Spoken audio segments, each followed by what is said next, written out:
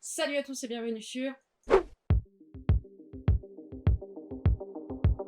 Et on se retrouve les amis aujourd'hui pourquoi? Eh bien pour vous présenter mes nouvelles rentrées DVD, Steelbook, Blu-ray et petit concours à la fin de cette vidéo. Donc c'est parti. Et bien on commence avec quoi? Avec un film sorti en 83 réalisé par David Cronenberg et ce n'est autre que le Steelbook de Vidéodrome. Alors petit synopsis de rappel, voilà, Max Renn, boss de chaîne TV, veut du contenu qui claque et il trouve Vidéodrome, voilà, une émission pirate ultra violente. Il regarde et son esprit commence à dérailler tout simplement. La télé semble le manipuler, ses perceptions se brouillent et son corps change sans qu'il comprenne pourquoi ni comment. Donc bilan, eh ben, il voulait du buzz, il a signé pour un abonnement premium à la paranoïa. Alors avec ce film, eh ben, David Cronenberg mélange horreur corporelle et critique des médias dans une ambiance étrange et assez dérangeante en fait au final.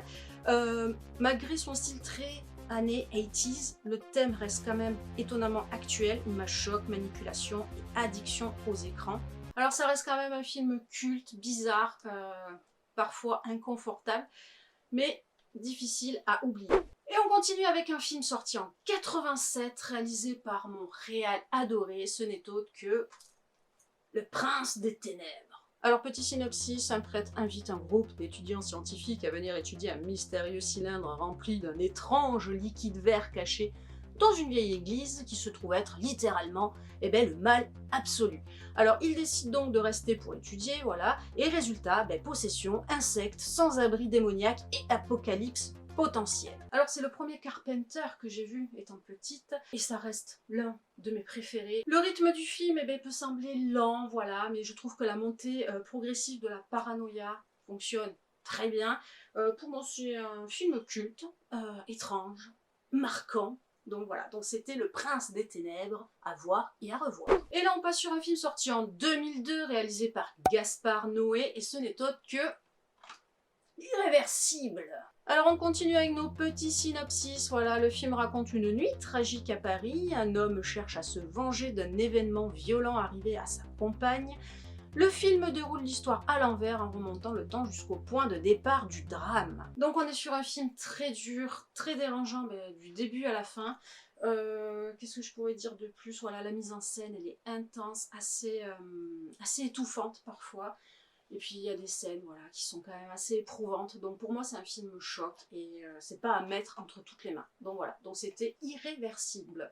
Et cette fois on part en 2017 avec le film de Damien Chazelle, Terrified. Donc on va jouer la transparence avec vous pour ce film. Je sais que je l'ai vu. Mais j'ai eu des moments de somnolence. Bon, alors, pour résumer, je suis vieille. Donc je ne pourrai pas porter d'avis dessus, malheureusement, pour vous. Je sais que c'est très malheureux pour vous d'ailleurs. Donc c'était Terrified. Voilà, bon, il est terrifié quoi. Voilà. Et on continue avec un film sorti en 2013, réalisé par John Hell. Je ne dirai pas son nom de famille pour ne pas l'écorcher, et ce n'est autre que Texas Chainsaw. Alors Heather découvre qu'elle a hérité d'une baraque paumée au Texas. Gros jackpot, pas vraiment, parce qu'avec ses potes, elle débarque pour un road trip qui vire très vite au cauchemar parce qu'au sous-sol vit simplement un cousin un peu encombrant, ce cher Leatherface, grand amateur de tronçonneuses et de relations familiales compliquées. Alors on est sur la suite directe du film original de 74 réalisé par Toby Hooper. Le film va recycler tout simplement des scènes cultes de ce même film, tout en multipliant des petites scènes racoleuses de cucu de jeunes filles. Donc est-ce que cela suffit à faire un bon film d'horreur? Spoiler, pas vraiment. Voilà, pas vraiment. Alors cela dit, j'ai quand même préféré Texas Chainsaw à Leatherface, sorti en 2017 par exemple. Donc voilà, je me suis moins ennuyée en regardant celui-ci que celui de 2017. Il y a de petites scènes de massacre plutôt sympas, mais de là, bon, à sortir la tronçonneuse pour fêter ça, ouais, moyen moins. Sinon, quoi dire de plus? Si Marilyn Burns, par exemple, celle qui jouait le rôle de Sally dans le premier opus, se retrouve en petit caméo dans ce film-là, où elle joue la grand-mère Sawyer. Alors, pour rappel, Sally, c'était qui? C'était la petite blonde qui se faisait courser pendant tout le film, qui finit dans la petite camionnette à hurler comme une pauvresse. Là, elle joue la grand-mère Sawyer. J'ai pas compris le délire, mais bon. Donc voilà, donc c'était Texas Chainsaw.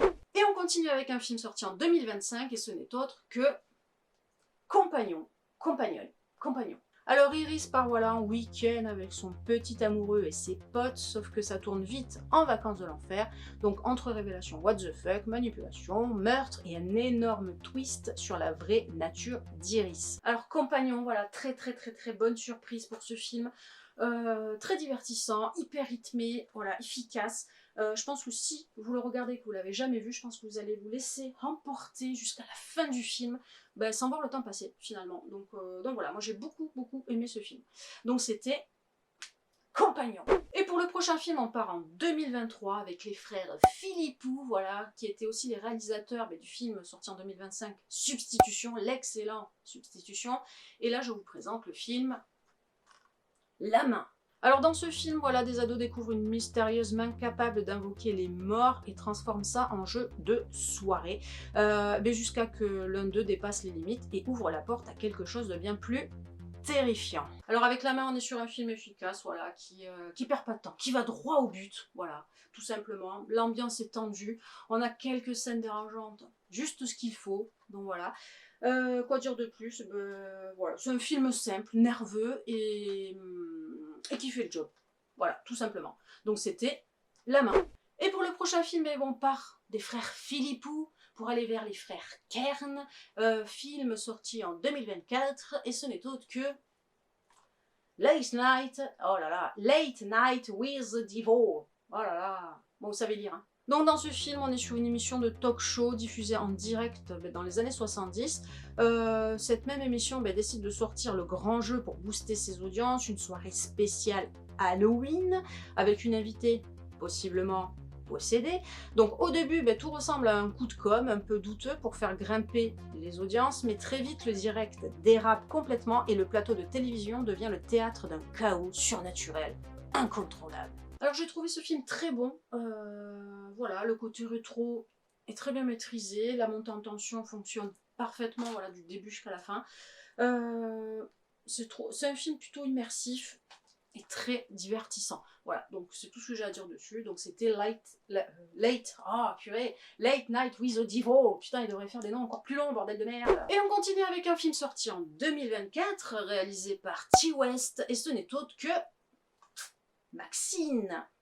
Alors on est tout simplement sur le troisième volet de la trilogie de notre cher Ti West.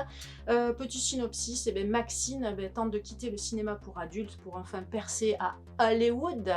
Alors qu'elle poursuit son rêve de célébrité, une série de meurtres commence à frapper la ville et son passé violent revient dangereusement la rattraper au pire moment. Alors voilà, Maxine, petite conclusion bien rétro et bien stylée de la trilogie de notre cher Ti West.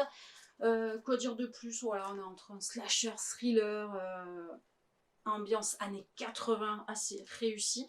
On est sur un bel hommage en fait du cinéma d'horreur, voilà, donc j'ai bien aimé Maxine. Le seul petit bémol qui m'a quand même un petit peu dérangé, c'est l'identité du tueur qu'on devine trop rapidement. Et si je l'ai deviné, parce que moi je suis nulle pour ça, je me dis que beaucoup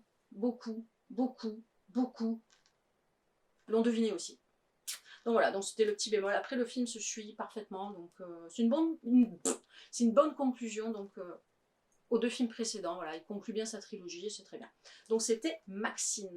Et cette fois-ci on part en 2019 avec le film Wedding Nightmare. Alors une jeune mariée pense vivre le plus beau jour de sa vie dans le manoir ultra chic de sa nouvelle belle famille, champagne, robe blanche, invité souriant, tout est parfait, enfin presque. Très vite, la nuit de noces se transforme en chasse à l'homme complètement absurde et sanglante, où survivre devient la seule option. Alors Wedding Nightmare, on est tout simplement sur une comédie horrifique, bien rythmée, concept simple mais efficace, c'est drôle, sanglant, ce qu'il faut, ça se prend jamais au sérieux. J'ai vu le 2 il n'y a pas longtemps au cinéma, j'ai bien aimé, mais j'avoue, j'ai préféré celui-ci. Hop, Samara Weaving, voilà, qui porte tout simplement le film.